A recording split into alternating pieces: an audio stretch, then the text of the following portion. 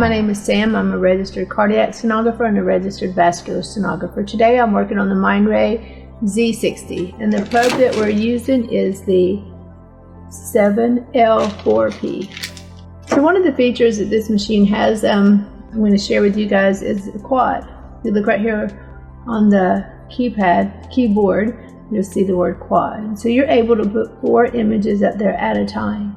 So all you do is press that and you get your image. And once you get your image how you want it, then you press quad again, and then you can get your next image. And once you get that image how you like it, then you can press quad again, and then you can press quad again. Then you can have 4 images up there at one time, as you can show us a comparison, or for whatever other reason you might need to have 4 images up at one time.